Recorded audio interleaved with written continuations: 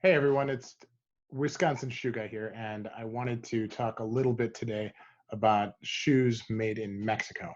I've got a couple brands of shoes that I've picked up over the course of time from Mexico.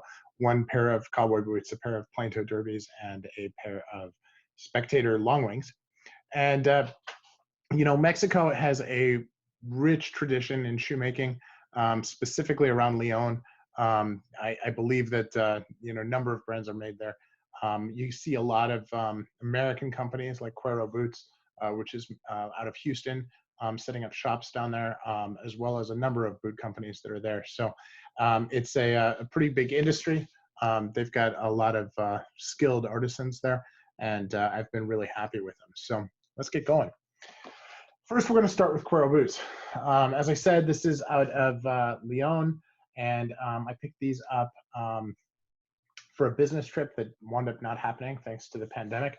But it's a really interesting, um, you know, entry-level boot. This is a roper boot. I didn't want to go with anything overly fancy. I didn't want to go with any exotics. And there's a number of brands that are out there, but I picked this one. And Tecovas is also out of Leon. But Cuero, you can see, what I liked about this is that their entry-level boots had pegging, had a fiddleback waist, kind of a bigger heel, which to me helps a little bit with wearing the boots because I'm not real comfortable with the narrowness of boots, and the larger heel helped me a little bit. But it's still compared to a shoe, compared to my shoes, I guess this has a relatively sizable heel. It's not a big heel and it's not a 360 welt. So it is a 270 welt, and it does only go around here. Then it does the pegging, and then it has the heel. But it's got some really nice soft leather up here, really firm leather down at the base of the shoe, or the shoe portion, I guess, a foot portion of it. And again, really happy. This is a closed channel, meaning that they open the channel like you would for a normal Goodyear welt, but then it looks like it was hammered shut. Not to be confused with like a Blake stitch, but I mean, this is actually on the outside, so it is a Goodyear. And you can see the stitching here as well. So really nice company. The process of buying it was good. Everything around it was delivery was great, and just a solid boot for a non-boot lover, or excuse me, I'm not a boot collector. I just don't really get into the Western boots. So but the brand Cuero seems to be a solid investment for me. The next brand is Leather Lately, and I've got two of these. I have the Plain Toe Derby, and I have the Spectator Longwing. And let me tell you a little bit about this.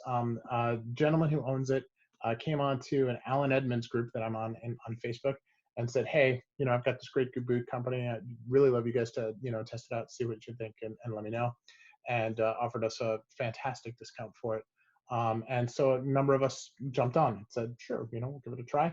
And me being kind of a nut, I guess, I bought two pair.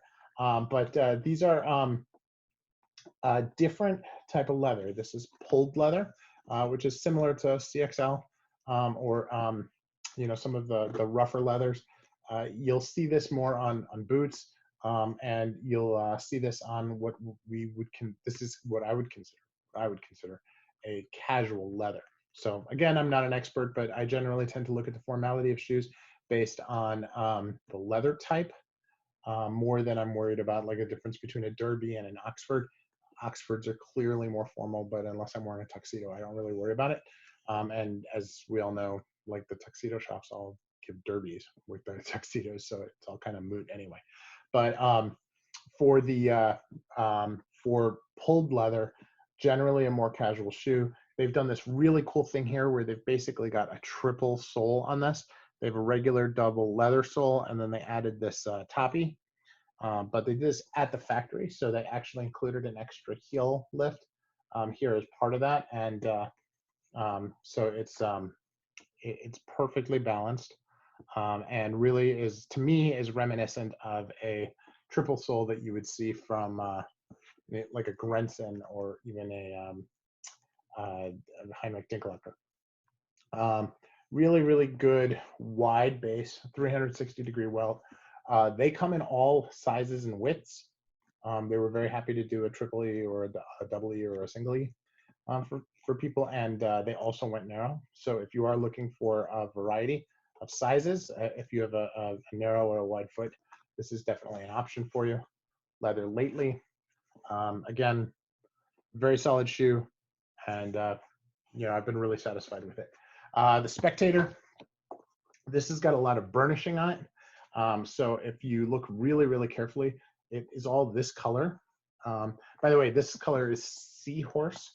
And I think this was just a light brown. I don't remember. But the seahorse is obviously a different color. You remember that.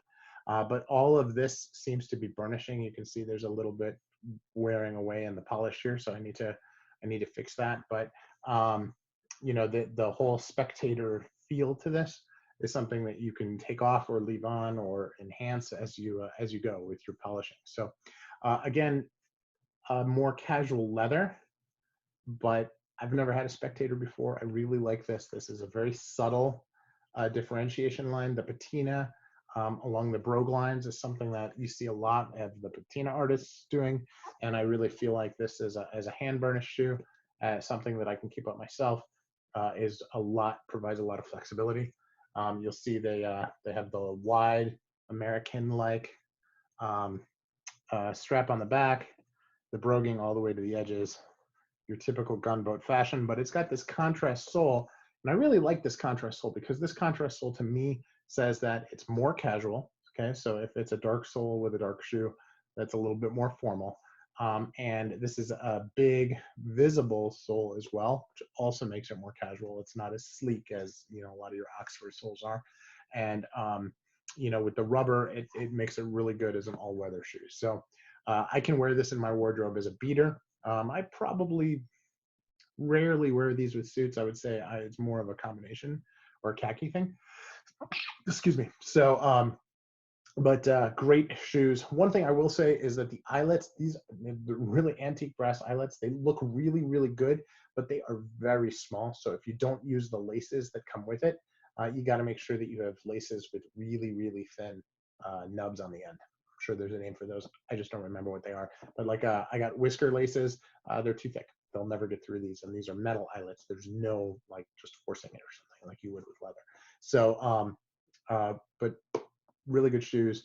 That the eyelets are the only thing that you have to keep an eye on or make sure that you've got specific laces for. So that is shoes from Mexico. I've been pretty pleased with them and no complaints. And again, it's an area steeped in great shoemaking tradition, just like many places around the world. And the craftsmanship really shows through the shoes. So thank you for watching. Appreciate it. This is Wisconsin Shoe Guy, and I am out.